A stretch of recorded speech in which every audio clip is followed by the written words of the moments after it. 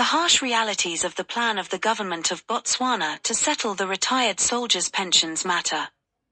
Following the recent developments regarding the closure of the retired military personnel pensions issue by the President of the Republic of Botswana and Commander-in-Chief, Dr. Mokwitsi Eric Kibitsu Masaisi, during parliamentary debates, questions at Kotla meetings and declarations, Botswana are under the impression that the matter is finally being brought to rest. Despite the prevailing sense of calmness not only among Botswana, but also among the legislators who are under the impression that a long-lasting solution has been found, the reality is something else. The Itshekeng Social Club would like to take this opportunity to place it on record that the legal process dating as far back as 2019 arising from a protracted matter that started some 26 years ago seems to be far from over. This is especially true given the fact that owing to the delaying tactics by the government, the matter is still before the courts. By way of introduction, it is essential for the reader to understand the genesis of the pensions matter dating back to 1998. 2. Critical issues prompted the retirees to approach the courts for redress. Firstly, the application of the inappropriate denominator in the calculations of the pension benefits for members of the BDF. Secondly, the unlawful migration of military personnel from their rightful pension as provided for in the BDF Act, to Botswana Public Officers Pension Fund, BPOPF, a pension regime primarily designed for the civil service, not for military personnel. 4. After numerous efforts to resolve this matter amicably, it became manifestly evident that despite the representations made to the government, prospects of success were bleak and some form of intervention was required. The result was for the aggrieved parties being the retirees to form a litigation forum commonly known as a Itshekeng, ARI, in the literal sense let US litigate. The ARI Social Club therefore, exists to achieve the following on behalf of its general membership. A. Seek justice and fairness in pension dispensations for all military retirees in line with their service and seniority whilst in service. B. Ensure members receive honor and respect for selfless service, seeking no favors as members have diligently and honestly performed their duties despite unfavorable economic conditions at the time, thus making their service unbearable at times. C. Seek to make government meet her obligations to ensure ex-servicemen are not subjected to inhumane treatment which has forced them into abject poverty. Furthermore, a Itshekeng seeks to stop any future unnecessary sufferings by retiring servicemen and women because of inappropriate pension earnings post-military service. 5. Given the fact that the ARI matter is sub judice, the precise details of what is at stake before courts shall not be discussed for the indulgence of the reader. The restriction notwithstanding, the fundamental issues, which can potentially wrest this matter, remain the restoration of the retirees to their original and rightful pension as provided for in the BDF Act Cap 2105 of 1977, coupled with appropriate adjustment of the denominator to suit the peculiar circumstances under which military personnel operate. In a nutshell, military retirees are therefore seeking appropriate pension factors that will allow all of them to buy an annuity enabling them to receive a monthly pension in order to afford them decent life post-retirement. Our understanding and expectations are that any form of efforts to resolve this matter must directly address these two critical factors together with their inherent variables. 6. Ever since the retirees approached the courts for redress, we have experienced and witnessed a host of unfortunate developments at the hands of the government, aimed at misleading members of the public and also calling to question the integrity of the retired general officers. His Excellency the President and Commander-in-Chief of the Armed Forces, Dr. Mokwitsi Eric Kibitsu Masaisi, took the lead in making empty promises by leading Botswana to believe that our quest for justice was politically motivated. A few months before the 2019 general elections, the President promised active military personnel in different garrisons that, "I want to make your net replacement ratio 75% or better," something that never saw the light of day. Instead, what happened was the salary increase commonly known as Entlol, codenamed Entlol to mean leapfrogging in terms of increment, for in-service personnel.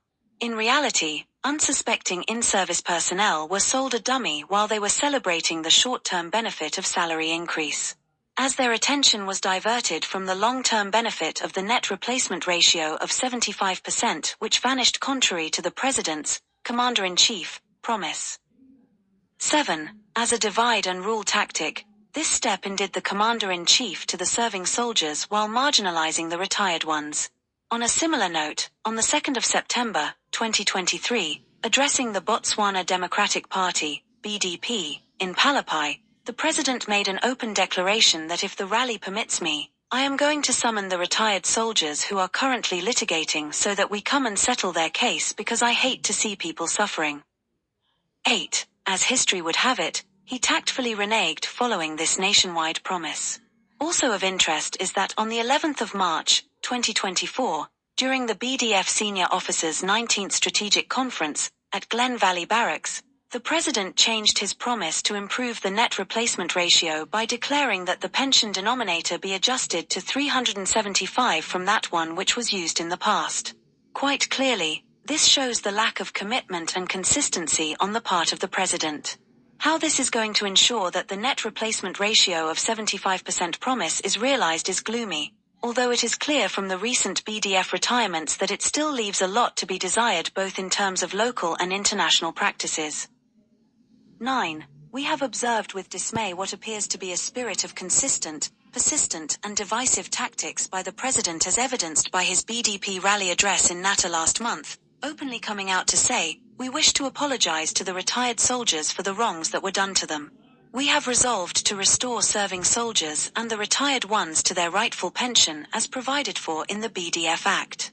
Prior to the Natta rally, the president made an open declaration in Parliament informing the entire nation that the government was definitely going to settle the matter soon. 10.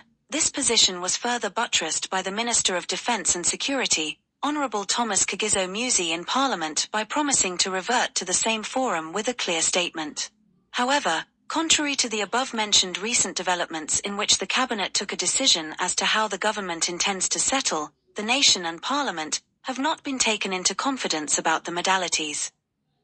11. The government has added salt to injury by insinuating that former general officers are a pack of irresponsible officers before the eyes of Botswana and the international community. Partaking in parliamentary debates, the president labelled general officers Battle Hanaji, hypocrites. Similar sentiments were earlier on expressed by Honourable Minister Musi in a press release which we previously responded to. There are serious lessons learned from older democracies why the executive arm of government treads cautiously on issues of politicizing the military. 12. We have noted with concern the recent statement by the president at a political rally in Good Hope, that P1.5 billion has been set aside for settling the dues of the military retirees. This again is an unfortunate position by His Excellency to erroneously tell the nation and unsuspecting military retirees to think that the money is solely for the latter's upkeep. Saddening enough, it appears that the current dispensation to settle the pensions matter has come to be reduced to what appears to be a campaign tool on the eve of the general elections, a trend being repeated from 2019. The underlying realities of current position taken by the government and its implications.